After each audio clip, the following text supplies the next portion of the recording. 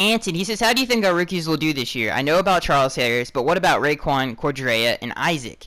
I think out of all the rookies, I think the first one we're going to talk about is Raekwon. I think Raekwon has really surprised a lot of people for a lot of different reasons. I think Raekwon McMillan is going to start at the middle linebacker position because I think Lawrence has had experience at both left and right, and I think the same thing with Kiko. I think both of those guys have had experience at that position. So I think Raekwon, he's a natural fit at the middle linebacker position. He's played it his whole life. I think that's the easiest transition for him, and I think that's where his best he could use the best of his abilities can be used at the middle linebacker spot. So I think that's where Raekwon's going to start. So if you were wondering that, so I think Raekwon is going to get the most snaps out of any rookie. I think he's going to get the most playing time out of any rookie, and I think his whole offseason, even leading up to the NFL draft, he's checked so many boxes and question marks that we've had about him. Can he be a 3-down player in the NFL? We won't know that until we see him play, actually. But in terms of, in terms of things that we wanted to see, he ran a fast 40 time. He ran a whole lot faster than a lot of people thought he would. Players. The thing about Raekwon McMillan, the thing that I love about him, is he's checked all the boxes off in terms of athleticism. He ran a faster 40 time than we gave him credit for. And in OTAs, he looked a whole lot faster. He did a great job of guarding skill position players. He did a great job of guarding running backs to the backfield, tight ends. We've heard glowing reviews about Raekwon's athleticism, and that was the only question. And a lot of times people don't talk because it's easier to talk about the athleticism. It's easier to be in awe of the athleticism of an athlete. But I think the most underrated part of any player is the mental side, and Raekwon McMillan was probably the smartest linebacker coming out of the draft.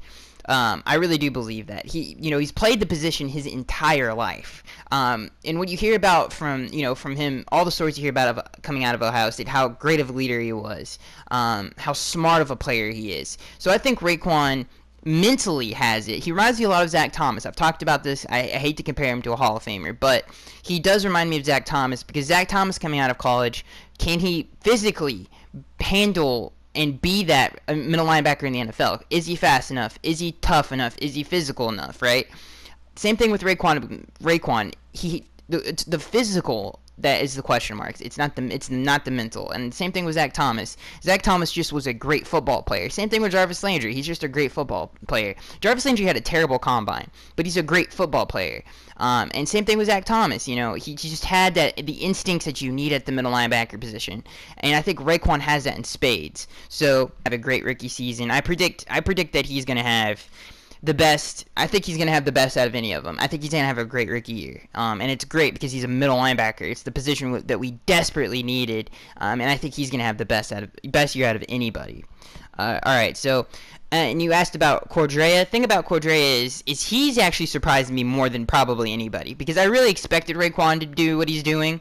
I never had doubted Raekwon McMillan. I was very optimistic about him because everything we hear from coaches that are highly respected and the offseason that he had leading up to the draft, I thought he was gonna be just fine. But Cordrea, I thought Cordrea wasn't going to do anything. I thought Cordrea would basically redshirt his first year, play a lot of special teams, not really play the cornerback position, but he's gotten a lot of snaps and a lot of reps at the slot corner position. So Cordrea might actually see some serious playing time, which is good news. So he's played a lot of slot corner. He's really, in college, he's a physical corner. To be a slot corner, you have to be physical. You need to be a slot corner.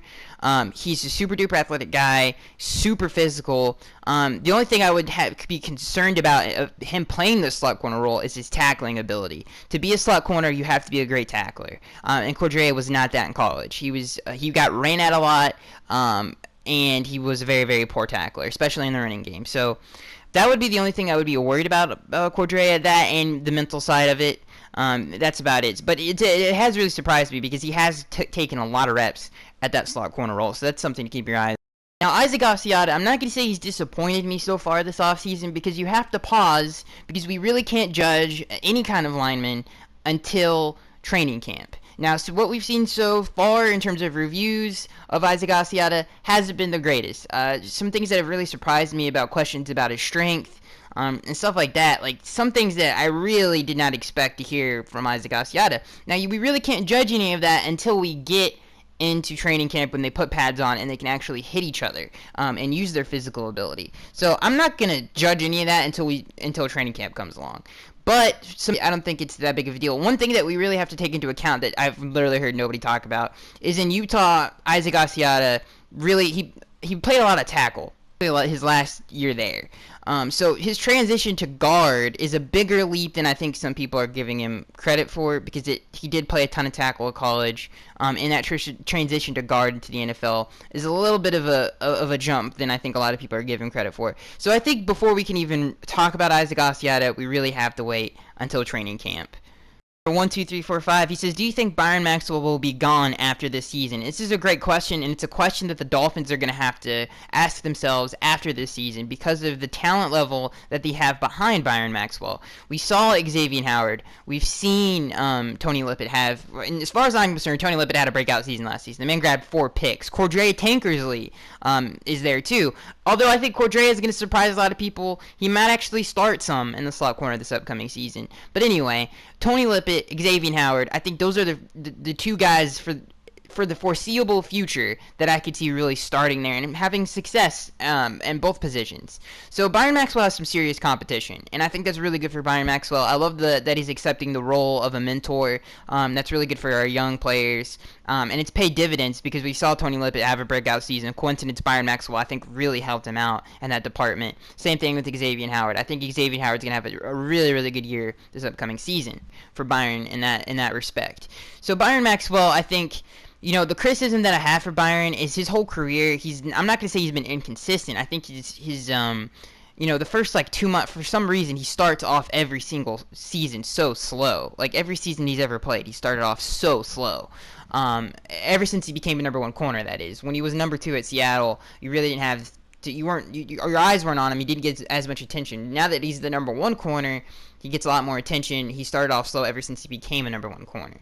So that's the one criticism I have of Byron Maxwell. But when he is on fire, he is on fire. And when he's not, he is really not. Like, when he is not the Byron Maxwell that we know that he can be, he is really bad.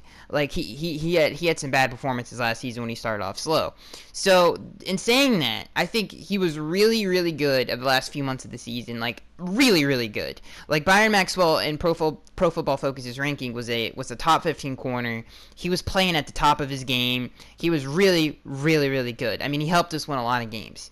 But again, those slow starts really hurt him this season. It depends. I think there's a really good chance, depending how well our young players play, if they can sustain the success that they had last season, especially Tony Lippett and especially Xavier Howard, then I think he definitely is going to be gone after this season. I think we're definitely going to start the next wave of talent, because they really are talented. They really are talented. Not a lot of people know how talented they are, but like I said, I think Tony had a breakout season. He grabbed 4 picks. You just don't do that. Same thing with Xavier. And I think he showed flashes. If he could just stay healthy, and especially in year 2, I think he's going to be a really good corner. And again, Byron Maxwell, he's a really good player. Like, he's a Pro Bowl caliber talent. So I'm not just hating on him. I think, you know, if he has another great year, if he has a great year, if he has an entire great year, he doesn't start off so slow, I think Byron Maxwell will definitely be back. And I think his role as a mentor is underplayed a lot, because I think he really has helped the development of Tony, and I think he really helped the development of Xavier, because they have similar playing styles. Same thing with Cordrea, coming out of college, similar playing styles, similar things that they did wrong coming out of college. So I think he's done a great job as a coach. So Byron Maxwell has really helped out this team and this franchise. So I think if he continues to do those things, I think he has a really good chance of being back this next coming off season. But it is hard to ignore the 2 studs behind him that definitely need some playing time there. This next question comes from This is Patrick. He says, as far as I know, Nate Allen, I know, has had a good offseason so far. So what are the chances that he beats out TJ McDonald for the starting free safety job when TJ comes back from suspension? There's not a chance that a ball sack hair is white. Okay, there's just no chance that he's beating out Nate Allen. That Nate Allen is beating out TJ McDonald. Now, I really do, because if you've been, I mean, obviously you're paying attention to this, Patrick, you're a diehard Dolphins fan, but so has TJ. TJ's had a great OTAs so far, too. And I think he's really stood out because of his physical stature. Nate Allen, listen, I think Nate Allen has really surprised a lot of people. Give the man his credit. I think he's played unhealthy. Like, he talked about it last season, how He played unhealthy. He was dealing with a lot of injuries. So that, I factor that in with a bunch of other people. I'm going to factor that in with Nate Allen. I think injuries played a big role of why he struggled last season, and I mean, obviously he has had a long career, and he's been an NFL journeyman. He hasn't been great. He's been a little bit below average. The best he's ever played, I think he's been average. So there are concerns with Nate Allen. I think there are definitely concerns. I don't think he's the greatest run defender in the world. I don't think he's the greatest tackler. Obviously, I think he's going to be playing more free because that fits his playing style more. So I think Nate Allen is going to surprise a lot of people, and I know that sounds crazy for me saying that. I don't think he can beat out TJ McDonald. I think TJ McDonald is just a way, way, way more talented player. I have a chance to start for 8 games of the season, which is half of the year, which is a huge, huge hole there if he doesn't play well, right? I think Nate Allen's going to surprise me. I think he's going to surprise a lot of people. I think there was a reason behind signing him. We did give up some things to get him. So I think he's so far this season, he's surprised a lot of people. He's even surprised me, and I think I've been his biggest critic throughout this whole offseason. He has really surprised me. I think him and Rashad have been really gelling well chemistry-wise. I think Nate Allen adds that veteran presence that we need on the back end, and I think he has the talent to be a good free safety. I think he has the talent to be a above average or average free safety, especially on passing downs. So I think he surprised me, surprised a whole lot of people, and there's a lot of reasons to be optimistic about Nate Allen so far this offseason. This next question comes from Ronald. He says, with training camp coming soon, which player or players do you have your eyes on that is going to be better or worse? He goes on to say, which player am I concerned that's going to be cut or who's going to have another horrible season? The player that I've been most disappointed in and the most that I'm extremely worried about that is going to be not worth the trade is Leonte Carroo. I think Leonte Carroo's had a really disappointing start to his career.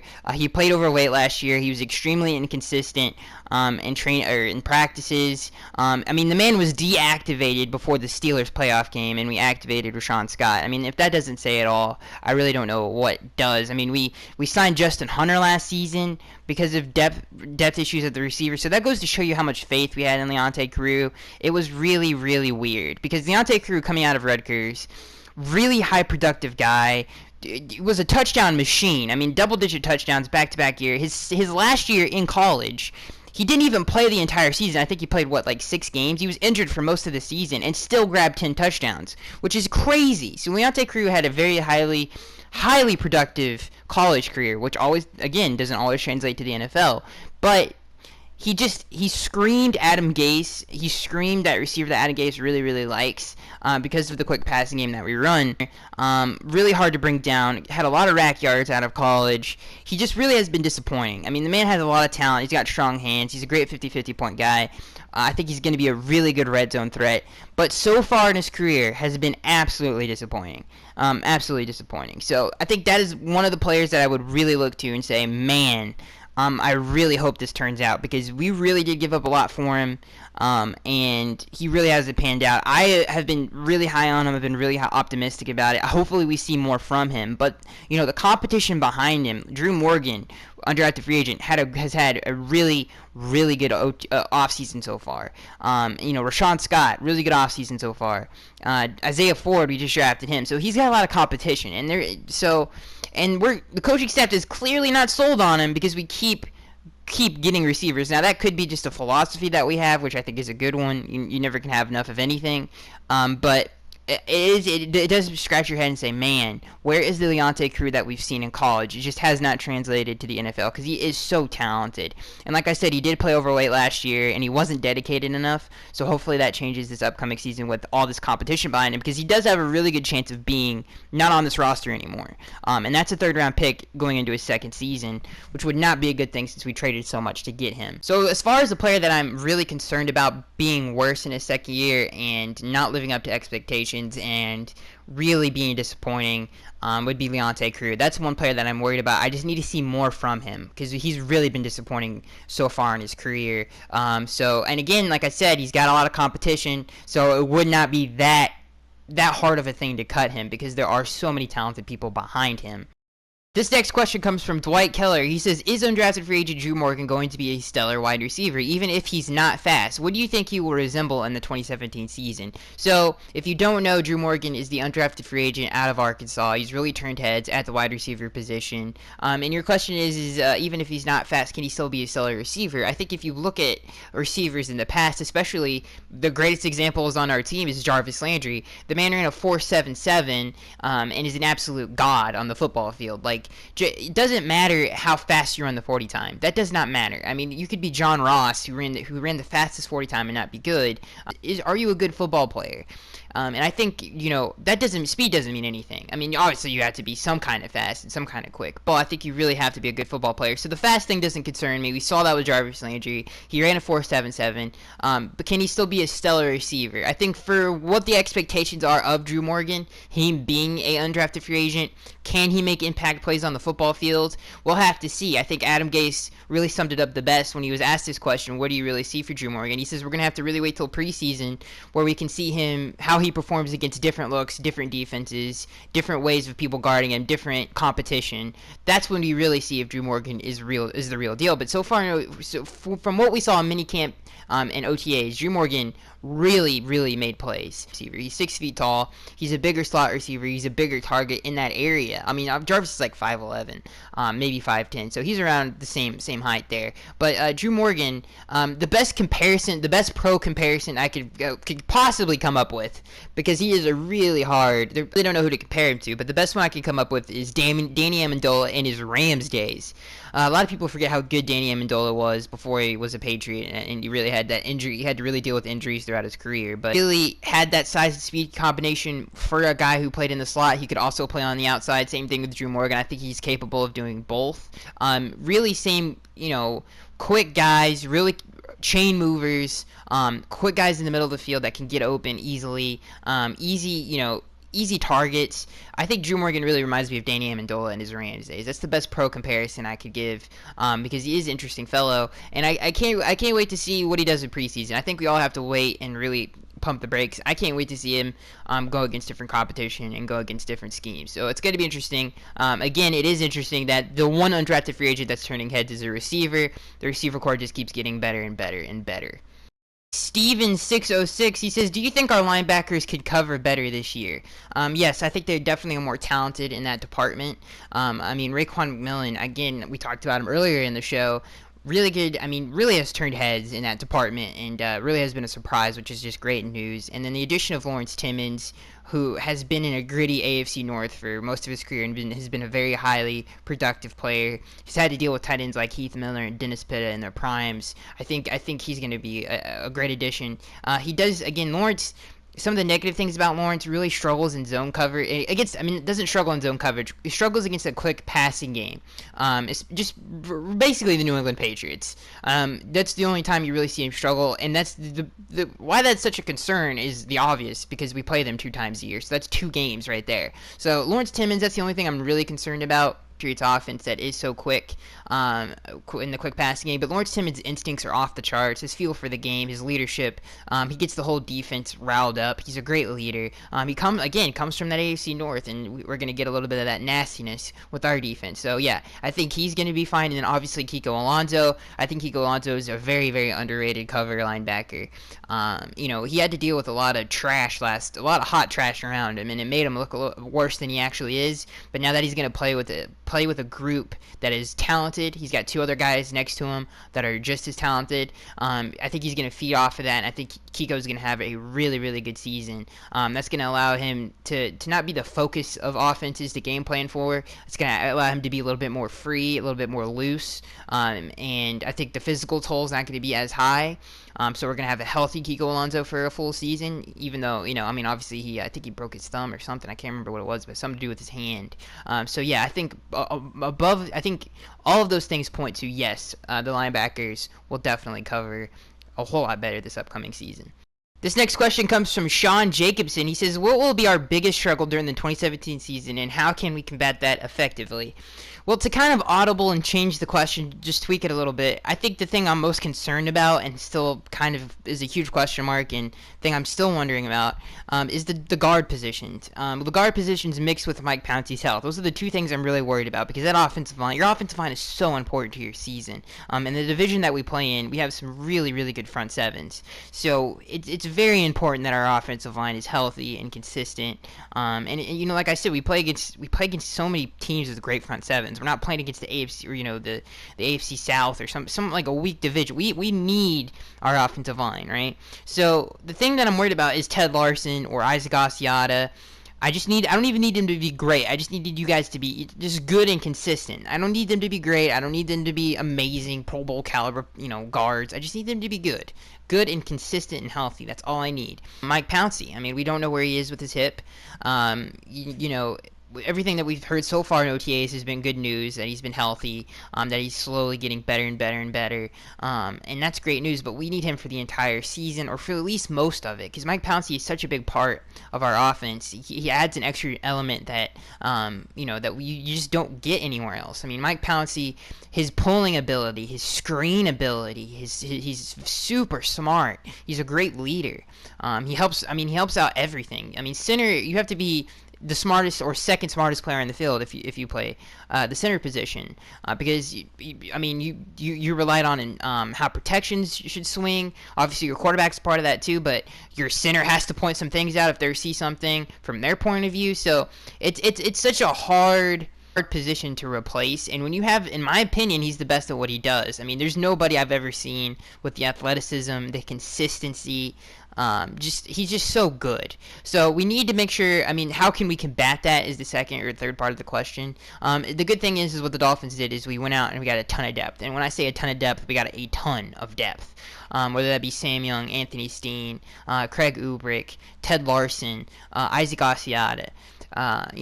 All these guys they can start in the NFL, and they proved it last year, especially Anthony Steen, who he proved that, hey man, I can start in an NFL game and I can be pretty good at it. Like he was just a good player. The first game he ever started was against Seattle, and he did a tremendous job in a hostile environment. So that's how we can combat it. But the thing I'm most concerned about for sure is where our guard talent level is at in his career. Those are the two things that I would be most concerned about in the 2017 season. This next question comes from Upper Echelon. He says, talk on Tony Lippett's season last year. So what a lot of people don't realize about Tony Lippett, and I don't think a lot of people take into consideration about Tony Lippett, is the man came in for an injured player. He came in for an injured player, so it wasn't like he started or anything like that. So he really wasn't expected to do anything if all went well and all went healthy in the 2016 season. He was going to be a backup.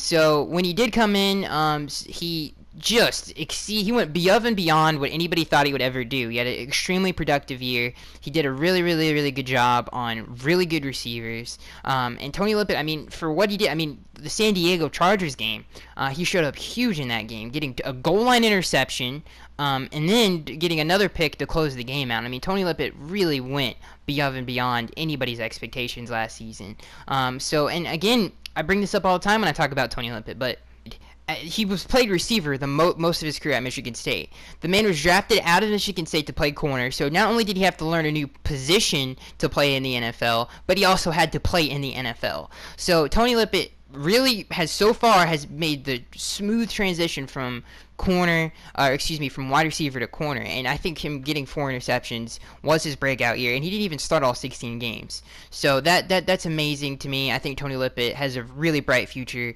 in this league. He showed a lot. Again, he did show some of the negative things. He really was a terrible tackler in the open field. Tony Lippett, I don't know what he needs to do. He needs to beef up, do something, but you could put on a highlight reel of him just missing tackles. The most notable ones was against the Steelers, against Antonio Brown. I don't know what the heck he was doing on that play. And then the Bengals, the screen pass to AJ Green where he just walked in for the touchdown. So those are some things he needs to clean up. He needs to be a better open field tackler. But he had a tremendous year when nobody thought he would have. Everybody thought he was going to be terrible, and he had a great year. So that's what I think about Tony Lippett's last season. So guys, that was the fan Q&A for this week. I appreciate all your guys' questions, because because it does help out the channel. It helps out the community. Remember, even if you didn't get your question answered in this episode, you're going to get your question answered on Wednesday in the Dolphins podcast. So it just really helps out everything. I appreciate all of you. So yeah, thank you guys, and I will see you guys in the next one.